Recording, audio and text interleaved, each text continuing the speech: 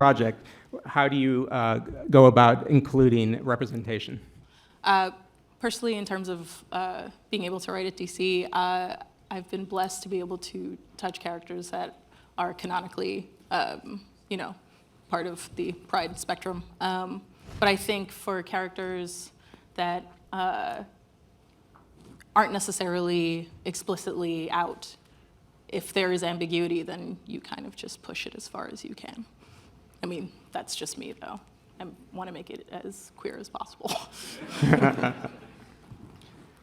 I just write about the world around me, and there's LGBTQ people in the world that I inhabit, and the stories I tell require the presence of LGBTQ characters, so I just put people in because they're necessary to tell a story about life as it is.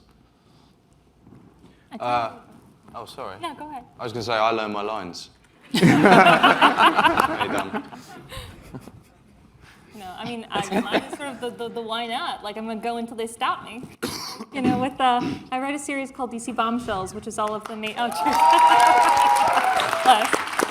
which is all of the DC heroines in this alternate history of World War II.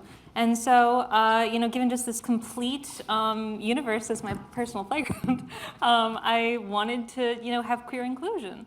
And so, I got a lot of folk fussing early on about, like, well, you can't do that. It was the 40s. And, well, it's my 40s. I'm going to go till they stop me.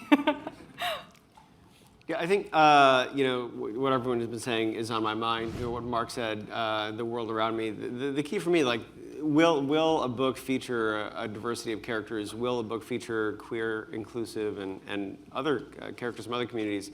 Is not even a question. The push for me, and hopefully I've achieved it, is, as he said, the world around us. And that means having enough representation that characters don't have to be the be-all and end-all for the community, and they're allowed to be imperfect, and they're allowed to be more richly layered and real. When I started with Midnighter, he came imperfect out of the box. He's a killing machine, so he was, from the start, not a sterling example for people.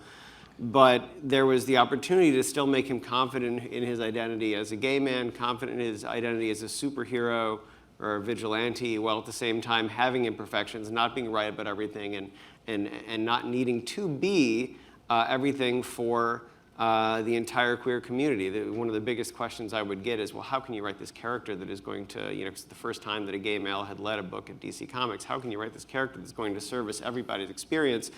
And to me, the obligation is not to do that. To me, the obligation is to do a richly textured and respectful portrayal that has passion and life behind it, and then do it again, and then do it again, and then do it again.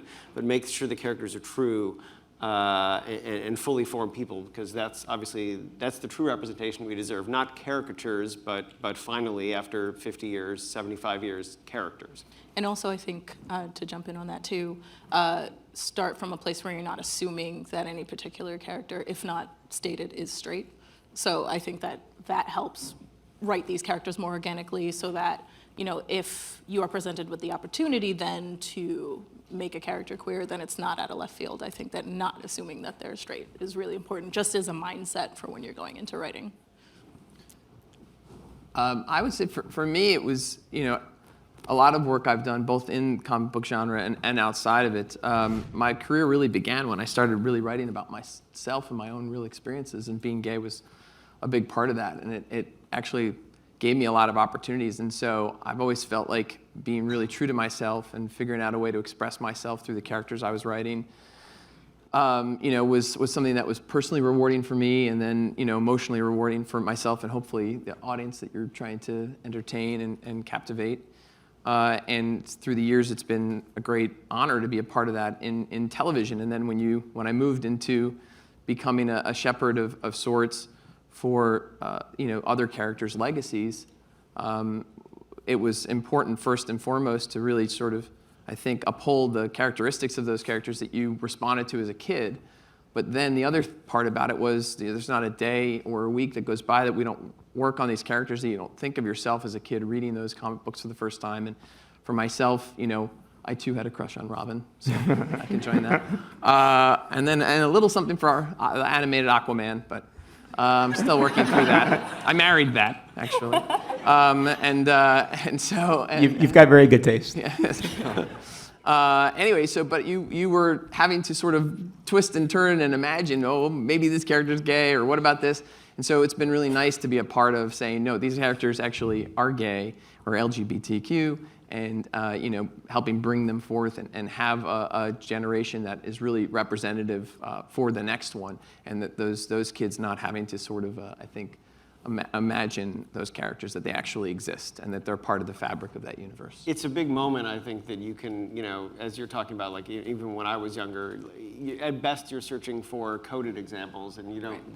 There's no need for that now. Like the next generation of people growing up won't be where people who are sitting on the stage were saying, well, maybe this character, maybe this, you're just like starving for it. You'll have a wealth of opportunity now to know from the beginning that there's nothing to be coded or hidden about. I mean, that's an incredibly rewarding thing about working with so many younger people. They're the first ones to come into my office and say, well, okay, now they're gay, yes, but now let's make them more complex and interesting and deep and flawed, and it's not so much just the label, but it's let's get underneath that and really dramatize the most interesting character we can, and I think that's it's wonderful to already see it sort of the next iteration, I think.